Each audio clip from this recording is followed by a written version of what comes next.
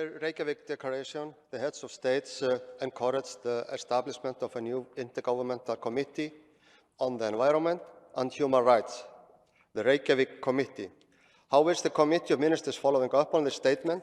What steps have already been taken? How is the progress? And what is the timeline for this process? Further, can you promise this Assembly that you will do everything that lies within your competences to defend fundamental human rights of the Armenian people exiled from Nagorno-Karabakh? Thank you, Bjarni. Madam Secretary General. Yeah.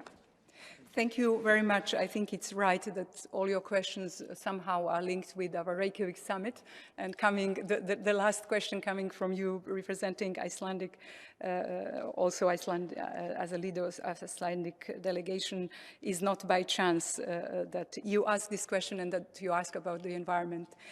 Indeed, at Reykjavik, our leaders were very clear that there should be a progress and strong commitment to harness the Council of Europe efforts on human rights and environment. I know that throughout our spectrum of institutions of the Council of Europe, not only the court, but also others have dealt with this issue, and I think we are just now also, court is having some very interesting hearings on some of the issues linked with environment and human rights. And that actually is also what the leaders were discussing.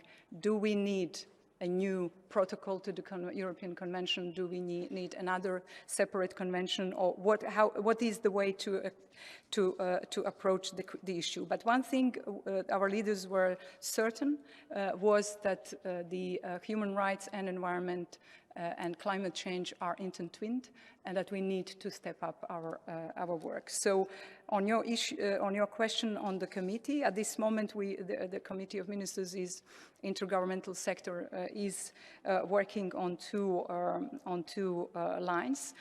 One is indeed the steering committee on human rights, which is dealing with issues pertaining to the feasibility of a future instrument to be decided upon on that. So the work, the negotiations are actually starting.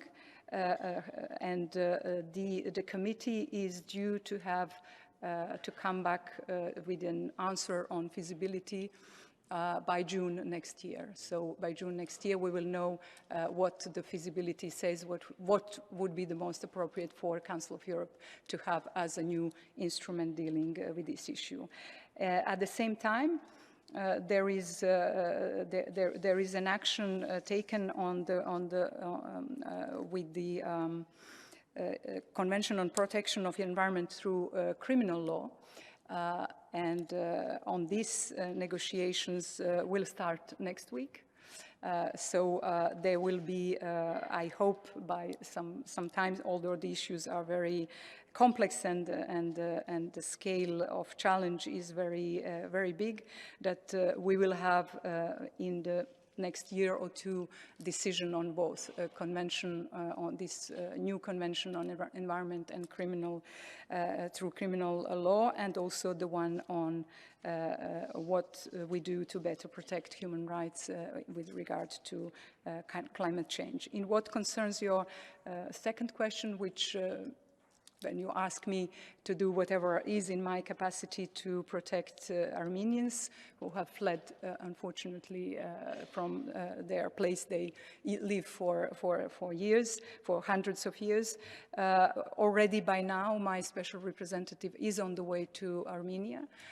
With, of course, with consent with Armenian authorities. She will map the needs of those people, because they are over 100,000, almost all, unfortunately, left from Karabakh.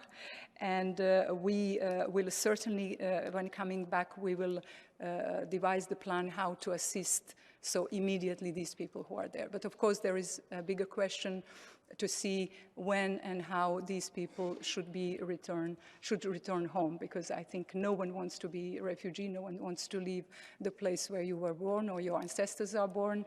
So I think throughout this Council of Europe, we should pay attention to that and do whatever we can to allow these people to go back. And of course, on the side of Azerbaijan, I hope soon to be able to send a mission from the Secretariat that will talk to Azerbaijani authorities and see how, from what is their assessment of the situation in Azerbaijan, but also with this I call on Azerbaijan, as I did in our joint committee, to really apply the European Convention on Human Rights fully, because everyone around the Council of Europe space is entitled to enjoy all freedoms and rights enshrined in the European Convention on Human Rights. So I think if we work on all those fronts, then Armenians will be hopefully very soon safe to go